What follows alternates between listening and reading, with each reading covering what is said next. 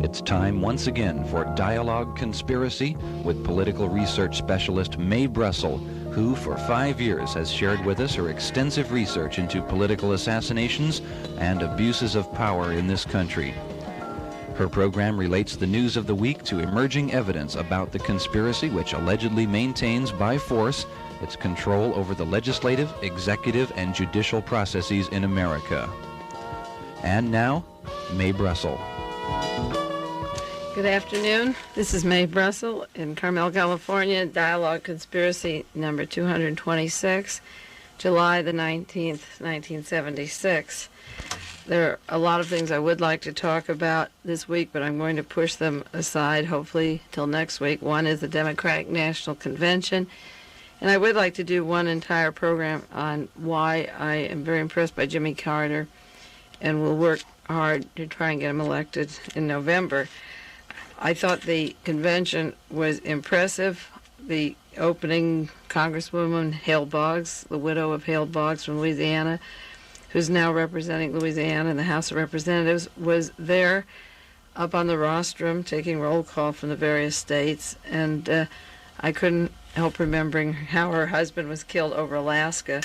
I had an article recently from the St. Petersburg Times in Florida, St. Petersburg, May the 14th, 1976, written by Robert Lee Lewis, who said that Hale Boggs was murdered and dumped out in a 10,000-foot square mile of timberland in Alaska, that the pilot of that airplane is now living in Australia, that they had changed numbers on the plane when it landed in Fairbanks, Alaska. Hale Boggs was on the Warren Commission with Gerald Ford, and at the time of his death was making links and connections between the Watergate defendants and the Warren Commission and the murder of his work on the Warren Commission and the murder of President John Kennedy in 1963.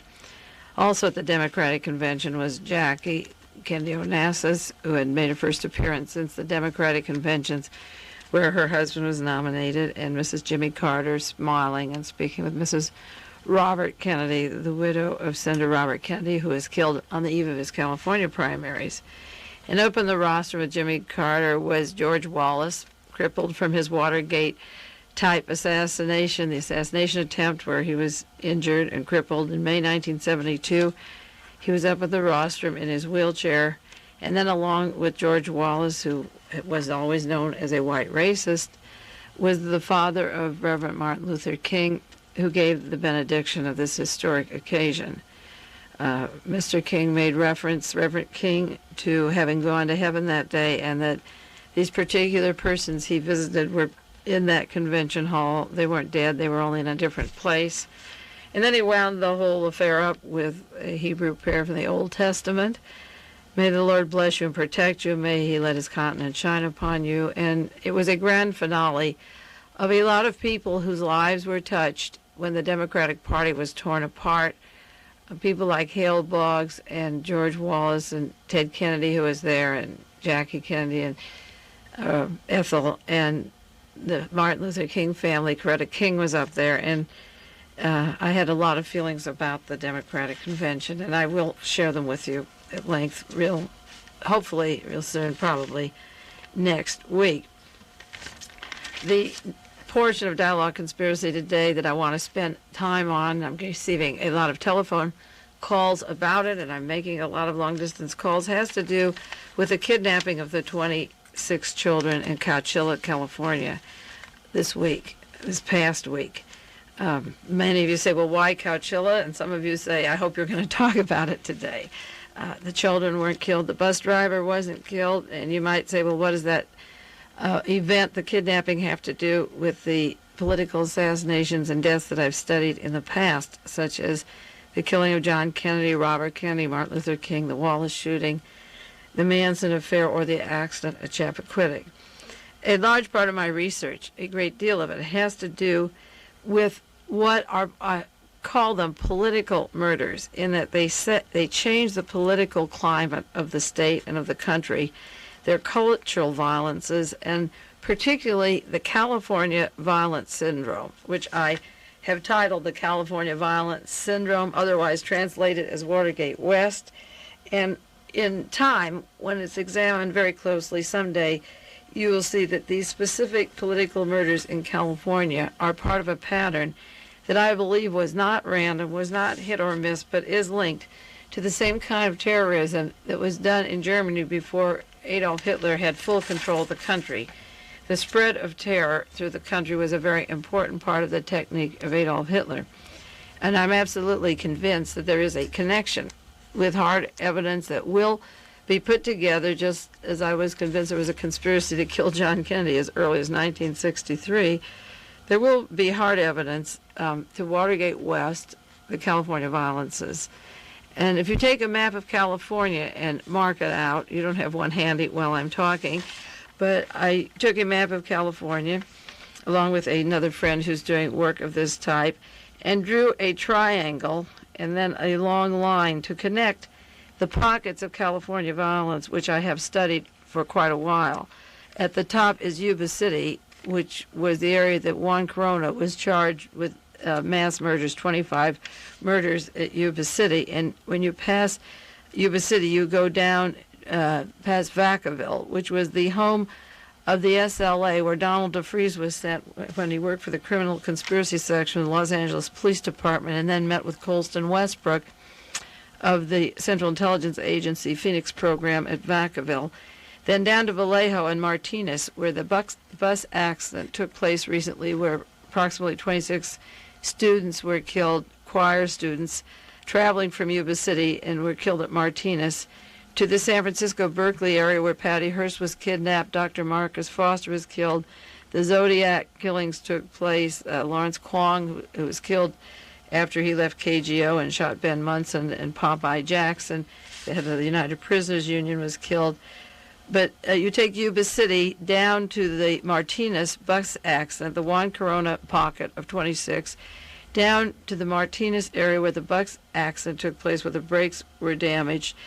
And then there's another trial to Livermore where these particular kidnappings, these children were taken with their bus driver to Livermore. There's a triangle there. And then heading south in the Santa Cruz area was the murder of Dr. Oda and his family, and then the murders of Herbert Mullen and John Frazier and Murray Kemper. John Frazier was linked to the Oda family. And I'll go into those in little detail. And then the southernmost point of these pockets of violence is the Los Angeles killings of Sharon Tate and the LaBianca family and 5 persons in the home of Sharon Tate. Eyeglasses were found on the premise of those killings that have never been identified. And I've received information from one party in particular and the suggestion of the possibility that the eyeglasses found there were prescribed by Dr. Oda, who was an eye doctor up in Santa Cruz.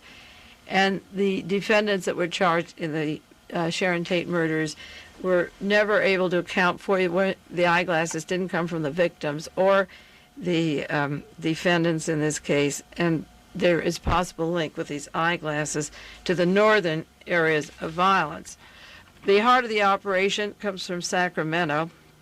As I say, it leads over to Vacaville. Sacramento is where Charles Manson went as soon as he got out of jail in Southern California and picked up his bus and picked up the money and credit cards and the chicks to travel around with the Manson family for 17 or 18 months before they went to the Spahn Ranch in California. This group has the protection of the Attorney General of California, Evel Younger, with his links to the military, and I believe that they're links to the CIA, the FBI, the Criminal Conspiracy Section of the LAPD, and there's a link also to Hawaii, a military hospital in Hawaii where some of these defendants or persons involved in these murders have been transported to the island over there in the company of female agents in particular that has not yet been broken by hard investigation, but some leads that I have on at least 3 of persons involved in these various murders were transported there and then returned.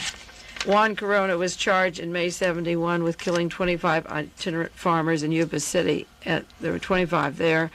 John Frazier was convicted November 71 of killing Dr. Victor Oda in Santa Cruz and Mrs. Oda and their 2 sons and their secretary. There were 7 murders there. Edmund Kemper was accused of killing 8 women in May of 73. One was May in 72. There were 2 girls murdered, 2 more in September of 72, another girl in January 1973. He was charged with 8 deaths, and Edmund Kemper is the person now asking for a lobotomy to erase his mind, or that part of his mind that was responsible, he says, for these killings. And the Oda case and the Kemper case involved witnesses in narcotic traffic or narcotic deaths, and Herbert Mullen was linked to narcotics and drugs at Yuba City. At the time, Herbert Mullen was charged with 6 deaths in the Santa Cruz area. And the Oda family murders, the assaults, the men, John Frazier, Edmund Kemper, and Herbert Mullen, have never properly been investigated except by the present DA at the time, was Peter Chang. And they never got the investigative work behind them that should have been done. Just like the killings of John Kennedy, Robert Kennedy, and Martin Luther King, or the Wallace shooting, were never done by the law enforcement. Even though private investigators gave them all the leads, the law enforcement never gave the support to the private investigators who turned in the leads. Another killing that is linked to the Watergate defendants that somebody brought me information about that I can put directly into the Washington Watergate defendants, the same people that are behind the Reagan nomination at the present time, that were behind Spiro Agnew, that helped get Richard Nixon out of office, were linked to the Leslie Perloff murder at Stanford. She was leaving the North County Law Library February 15th, 1973, and I had called the Sheriff's Department and given them name of a particular person that I was told was not only involved in this murder, but somebody had brought him to my home, and I had met him, and the law enforcement would do nothing on this case, and they closed their eyes on this case. The newspaper articles at the time of the Herbert Mullen case said that it was tied to Yuba City, and that's where the Juan Corona case was. And there was no physical evidence to link Juan Corona to those itinerant farmers that were murdered, the 25 farmers, but he was convicted on circumstantial evidence, just as Lee Harvey Oswald was blamed for the killing of John Kennedy on circumstantial evidence. And the newspaper articles in 1973 said that there were drug links in the slayings at Santa Cruz. One of the people that was a witness to a narcotics case that was heading for Superior Court just before she was murdered by Edmund Kemper was Cynthia Ann Schall. And my Santa Cruz listeners know what I'm talking about in regards to these particular cases and the nest of worms that the police chief up there linked to the LAPD. These cases have never been solved. There's another article, January 28, 1973, slaying of 5 related to drugs. This was the Mullen murder, and I have many, many articles on the San Francisco violence. Well, these 26 children and their bus driver were kidnapped in Chowchilla, California, this last Thursday, July 17th, the same day as the Democratic National Convention convened in New York City, and Jimmy Carter was selected as the nominee. Presidential nominee Jimmy Carter and his running mate were visibly pushed out of the news. This bus case took the headlines, naturally, national, local. It's dramatic. It's potentially dangerous. Innocent children would appeal to anybody's imagination. They weren't travelers on some luxurious voyage like these hijackings. They were innocent children on the way home from summer school, the next to last day of summer school, from a swimming party. The sheriff in the town of Chowchilla has been told by way of telephone, this is only the beginning. There was a female voice in this. There are females involved in these other conspiracies as control agents. By the time some of you receive the tapes of this show, the suspects may be arrested, but I think of Arthur Brammer and Sirhan Sirhan and Lee Harvey Oswald as having been arrested and yet having been only a drop in the bucket or the tip of the iceberg. So the thing we have to look for is, even if a couple of men are brought in or 2 are brought in and 2 are escape, or if they're shot on escaping, this is only the tip of the iceberg. Let's see if they bring in a woman. There's a woman involved in every one of the major kidnappings we've had that I've charted as being counterintelligence since the Patty Hearst kidnapping. It was a woman who called the sheriff and said it's only the beginning. The federal and local authorities are lost for a motive. I'm making comparisons now as I run down some thoughts that I want to share with you. The similarities to the past assassinations and why I think this is a larger conspiracy than just a few men putting these people in that tomb where they would have died within a few days without any more water or air. Always we got these motiveless crimes, no demands for the release of the prisoners. The people are asking why it happened. We had the senseless, motiveless Lee Harvey Oswald and Arthur Bremer shooting of George Wallace with his silly grin and no political statement, James Earl Ray with no apparent reason to have even been a patsy or involved with Martin Luther King, more of a reason for Sirhan because of his being kicked out of Palestine when Israel became a nation. I could see where he could be talked into believing that Robert Kennedy was favoring Israel. But the other major crimes, what we call the senseless crimes, which aren't senseless at all, always motiveless and always senseless, do have a reason, and they affect our thinking. They affect the candidates that are coming out, and they can use terrorism as one of their big selling points. I've predicted for quite a while that the counterintelligence military, the Phoenix program that worked in Vietnam in terror and fear, is operating in the United States. Their most dramatic action was kidnapping Patty Hearst and forming the SLA. And they started setting that up in 1972. And I also predicted that any possible kind of violence would be coming along our way if the Democrats had a winning ticket. And with Fritz Mondale and Jimmy Carter, they have one. And we can expect anything from an atomic bomb being dropped in a city and blaming the terrorists to chemical warfare coming along, or the seeping of the gas at Utah, or continuous kidnappings and large assaults on population.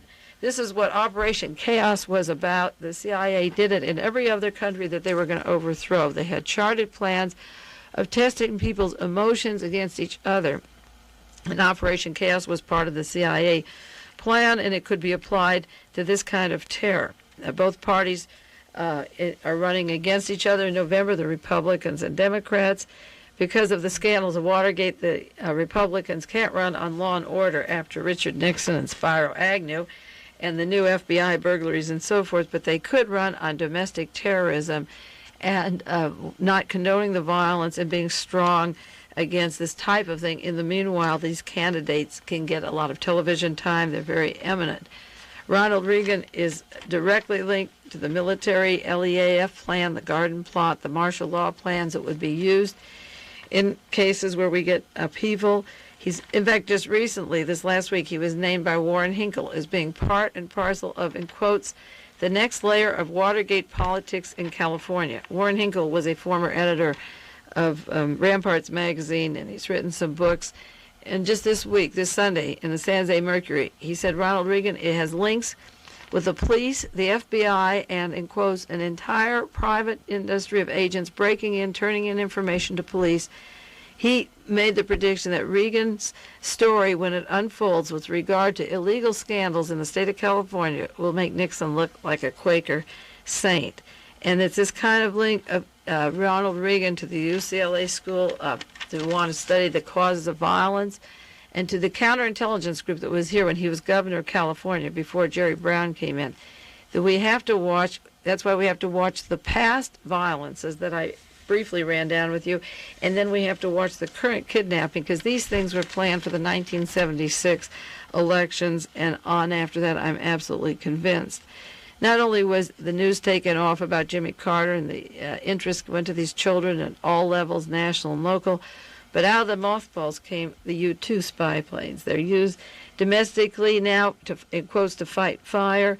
The U-2 was called in to find the bands or the bus of the children, and helicopters were buzzing over Carmel Valley the other evening. Just the school bus that was located was 200 miles away from where I live, but over my home and people who live in Carmel Valley, we had military fighting planes with full lights out on and fighting equipment brought out that cost thousands of dollars, fly over the hills here when they already had located the van. And out came the National Guard that has been prepared for food riots and domestic riots and martial law that are working at Camp Roberts. And the point is that this was a military operation calling out the U-2, calling out the National Guards and the Special Police. Not that it didn't warrant it to find these people, but the point is that the bus driver and the children were found without them. And yet all this military hardware doesn't locate them. The children dug their way out without any help. The U-2 and the military hardware and the National Guards didn't do one thing to save the lives of these people up to that point. They saved their own lives. And you have to ask yourself, how much domestic military hardware do we need when these people not only dug their way out, but there was a tip-off on the telephone telling them to go to the Livermore dump area, which I'll read to you. Another thing that happened at this kidnapping time was that the FBI was headlined in the news for being in disarray. The same evening that the kidnappers were being located, the FBI had press conferences, Mr. Clarence Kelly, Charles Bates from San Francisco, assuring us that they were right on top of it. But along with the FBI being the great protector of these farm children or anybody else, the FBI Associated Press story said that they're under siege.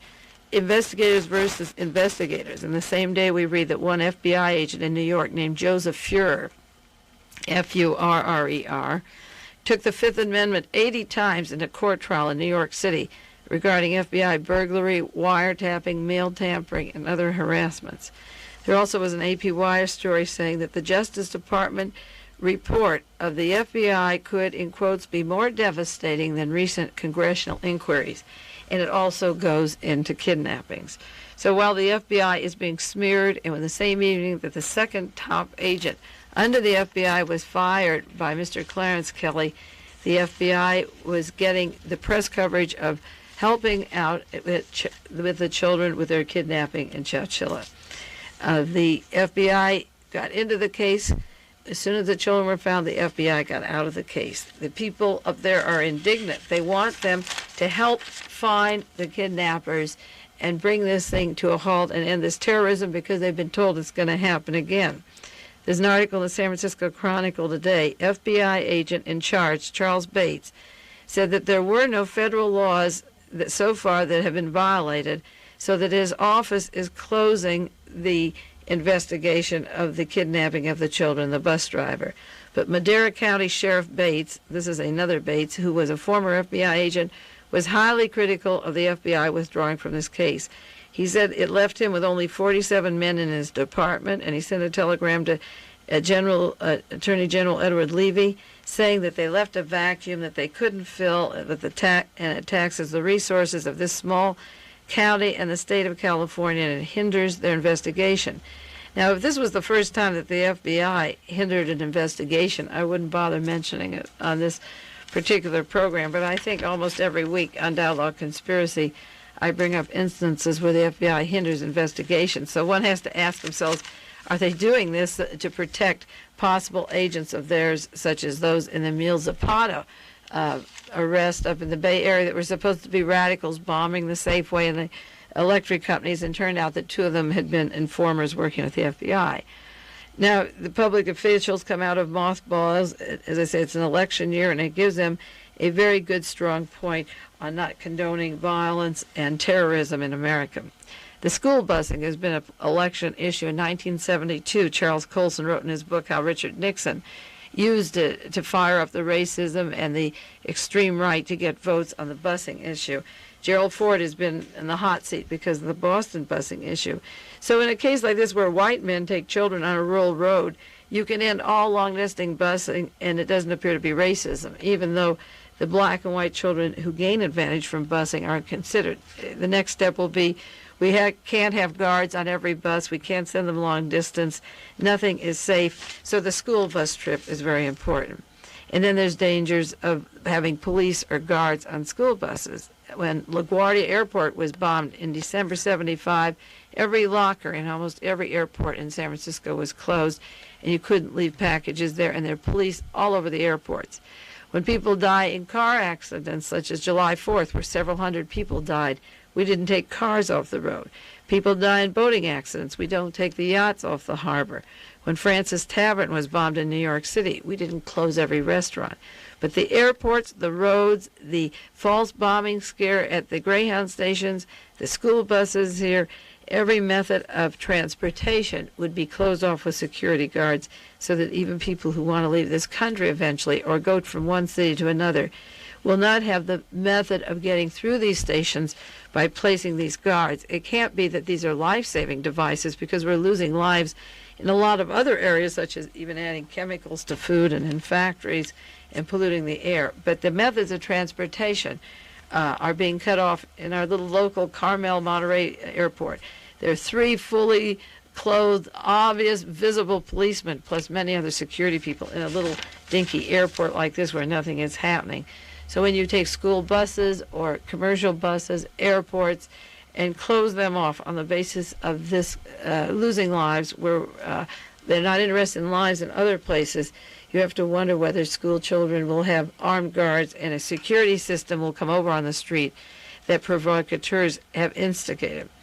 Now, the children were taken without any messages. There were no written messages on this type of kidnapping. And we heard references over the past week from several books written years ago about kidnapping. But we didn't hear anything about the Manson family.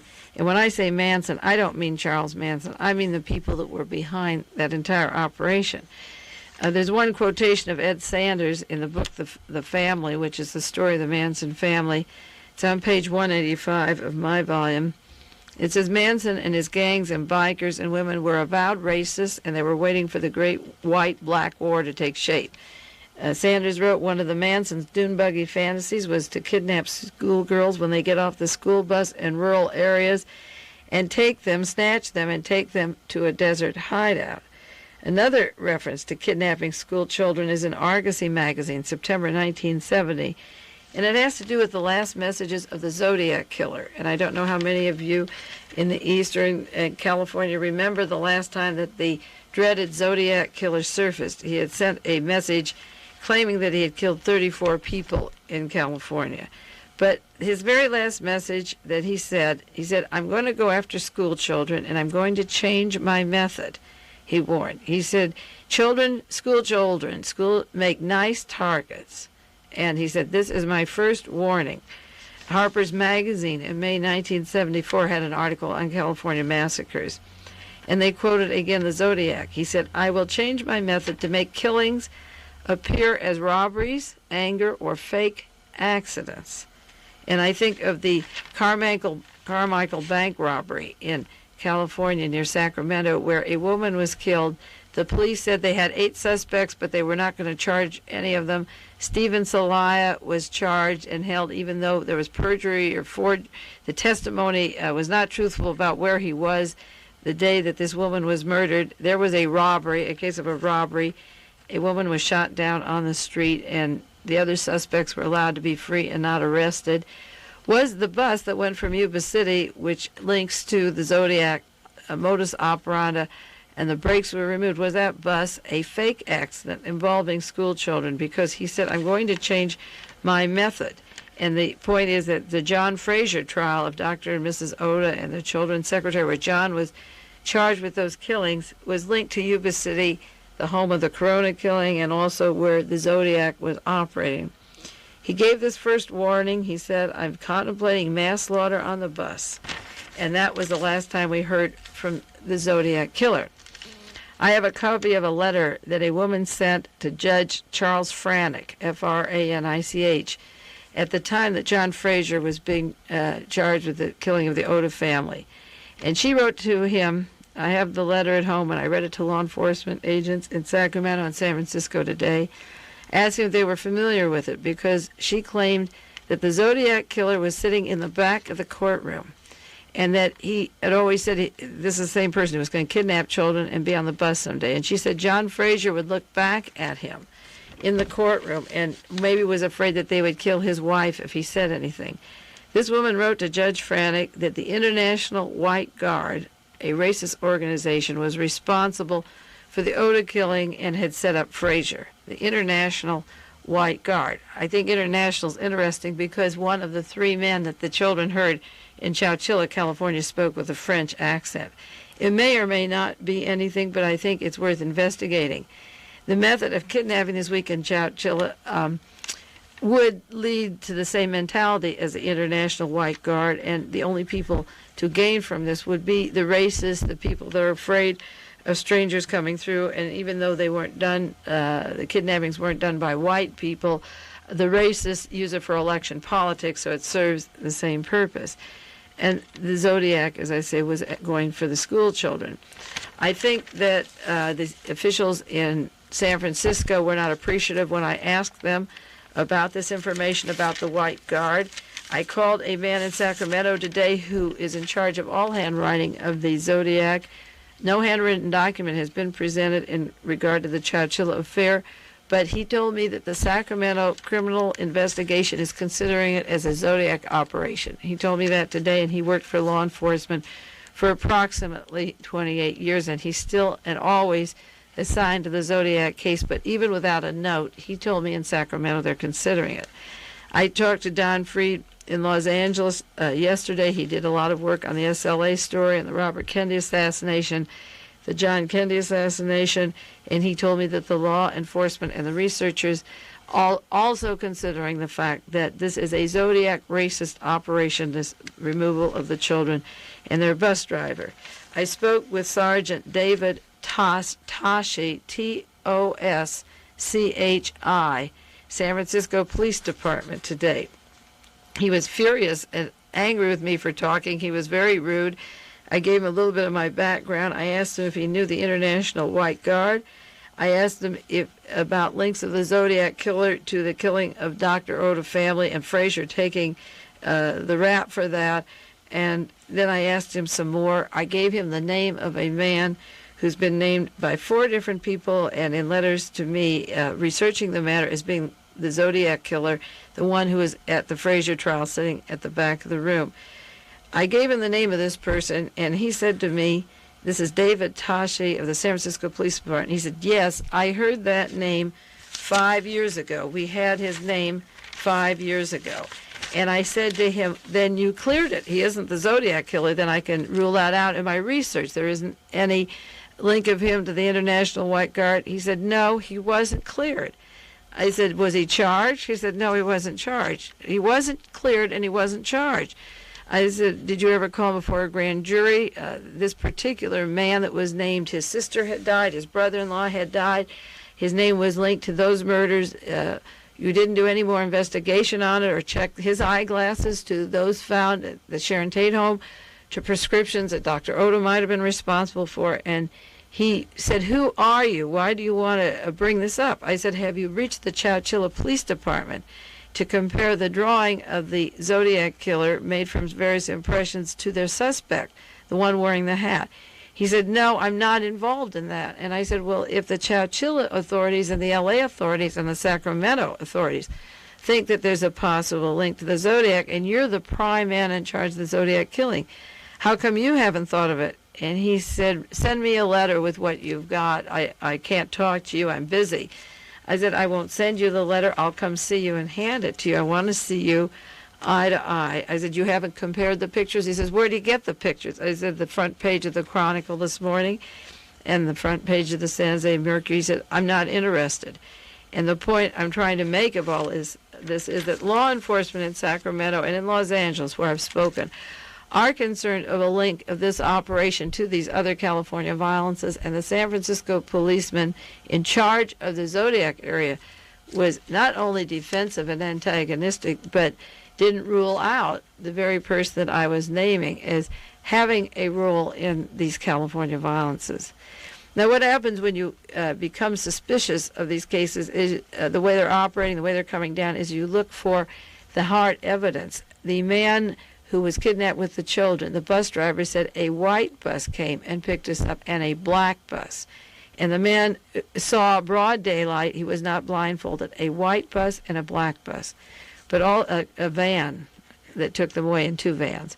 But yet the police were looking for a white van and a blue van. And by Saturday they were looking for a blue and a green.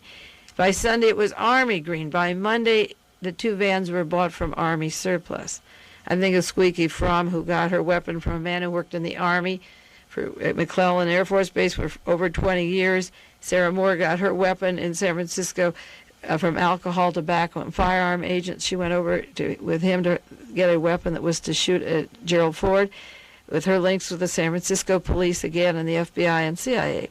So now their vans are supposed to have come from Army surplus.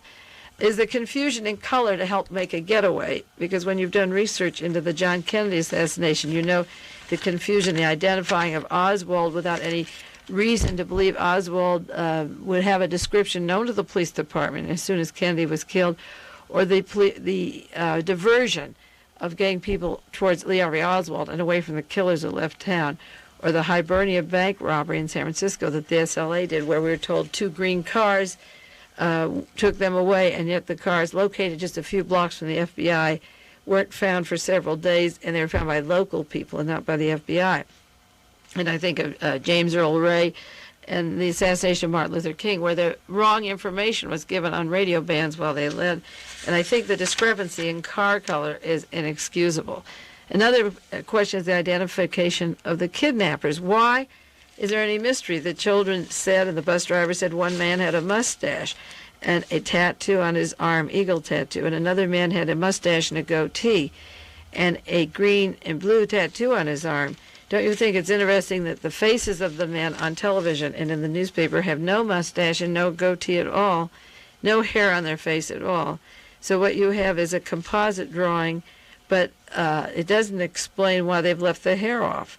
And then they have not drawn the type of tattoo on their arm, and you wonder why men kidnapping 26 people would allow tattoos on 2 arms out of 3, why they didn't wear sleeves or jackets, and how they were able to see these tattoos.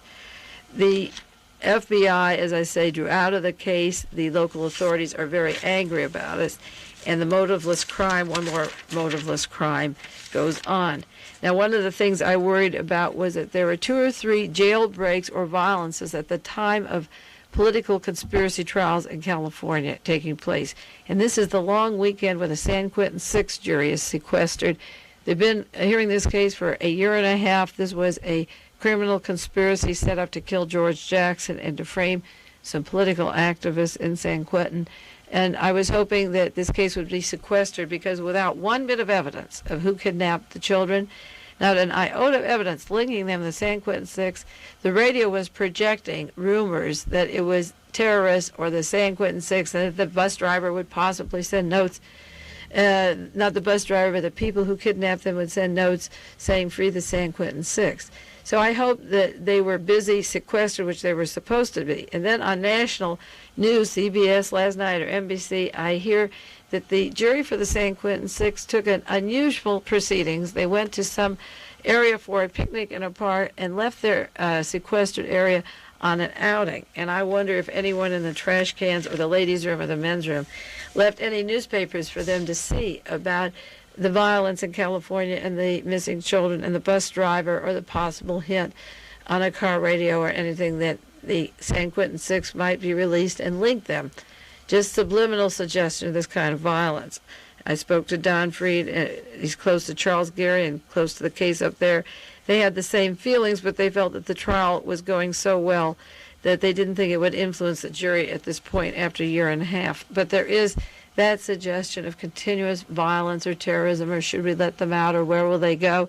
And it is interesting that the weekend that they're deliberating, the news media is using the name of the trial, and yet without any evidence at all to link them to those 6 men who've been locked up for 5 years already and should have been out a long time ago. Another thing I know is that in this terrible time of elections up till November, we will have lots of violences. And there was this phone call to Mayor Jim Dumas in Chowchilla, California, saying, "The children have been found, but it's not over. There will be others." It was a female voice, and they hung up. There was a anonymous phone call, such as the kind at Dealey Plaza when John Kennedy was killed. It was a tip-off. Go to Klein's, Chicago. A rifle was purchased by Lee Harvey Oswald, and they hung up. The calls from South Carolina. The FBI didn't find the weapon. The anonymous call did. In this case, an anonymous telephone call came into the authorities. Livermore can be famous if the cops would go to a certain area. The site of the rock quarry was named where the victims were hidden. This is, quotes, a call. So you have your U-2 planes, your flight patrols, your command centers, your National Guard, your local state police, the FBI, the tip-off, and meanwhile, somebody, as part of the operation, wants us to know it's going to last a long time, but the tip-off told them to go to the site of a rock quarry where the victims were hiding, and it didn't come from the use of any great military hardware that was called in at the time. Now, there was the see no evil, hear no evil syndrome, which takes place in these assassinations. I remember at the time that the Manson family was at Sharon Tate's home. There was a young person living on the grounds, housekeeper, who was arrested and then released, who didn't hear the shooting of a guest in front of the house. He didn't hear the screaming as 5, 6 people were slit apart. The Weimaraner dogs didn't bark. Nothing happened. He just slept. And it's that same kind of scene at Rock Quarry. When the bus driver and the students climbed out and began to get themselves out, they went just 200 feet away to a gentleman working at the Rock Quarry and said, call the sheriff, and he called the sheriff, and he was called a maintenance man. A maintenance man pulled a gun at the Ambassador Hotel when Robert Kennedy was shot, worked at Lockheed. What is a maintenance man? This was a maintenance man at the quarry, and he called the sheriff. There was an article in the San Francisco Chronicle today. It said, one of the pressing and unexplained mysteries of the case was how the kidnappers managed to prepare the dungeon for their young victims without having been spotted either by residents of the nearby housing development or employees of the California Rock Gravel Company. The site itself lies 100 yards from the quarry and has not been used for more than 2 years, but a resident of the housing development said the main quarry road is very popular. It leads to widely used swimming holes. And they wondered how in the world these children were taken from Chowchilla to this quarry, and there was a man in attendance 200 yards away, a maintenance man. They saw him. They said, call the sheriff. He had the facilities nearby in case anything unusual was taking place at the property. And yet a big van could be put there with air vents. These men could come working, obviously, on this and covering it up, drive it into a big hole. It seems to me that the guards at that rock quarry would know that a hole that big or that type was vacant one day, if it's 200 yards away or nearby, and then covered the next day, and see people driving on and off. If he was just there, according to the paper, he was there in case anything unusual took place on the property, and something very unusual was taking place. But like the person living next on the property next to Sharon Tate, I call it the see no evil, hear no evil syndrome. Another problem here we have is that the courts are trying to decide whether to get tough on the death penalty law. Canada just outlawed all death penalty. The United States is giving options to the various states and getting towards harder on death penalty. I turned on the TV this morning, Good Morning America, and there's a congressman saying, death to hijackers, death to kidnappers. I'm not sure that the right thing isn't to kill people who terrorize and take lives. I'm against the death penalty, actually, because I feel the patsies take the break, and the people that plan the operations go on and plan further operations so that these people get involved in things for patriotic reasons or otherwise and don't really know what they're doing. And when you kill them, then you break the chain of command, just like if you take out the brains out of Mr. Kemper and don't know who he was working for. But the point is that while death penalty is a heated argument, this serves a purpose by bringing in the issue of death penalty into the news. When the Republicans need an election campaign, it serves their purposes to talk about violence and terrorism. When busing is an issue and the Republicans will be charged with racism, you can get guards at school buses and stop the busing without being noticeable. And you get seeds of mistrust like Nazi Germany. You get the military police are called in your command centers, and the people are now saying in the news and on television, we were a happy town. We never locked our door. We never locked the car. Now, in quotes, no one is going to trust anybody, in quotes. Quote, we used to keep our doors unlocked. Now it scares you. You're going to lock them, end quotes. And then you see a picture, God Loves America, and it competes with the religion of Jimmy Carter. And meanwhile, the people that saved the children were those that had the vision to pile up the mattresses and find a stick and dig their way out. We don't stop TV violence. We condone it, and we don't stop the killing by stopping the people from showing killing on our screen. And death penalty isn't going to be the answer unless we stop the teaching by turning the knob every single station.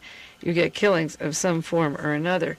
And I think that this kind of violence helps promote the school to study the causes of violence that Ronald Reagan had long planned, of taking people to secret night bases and opening up their brains and finding out what's happening.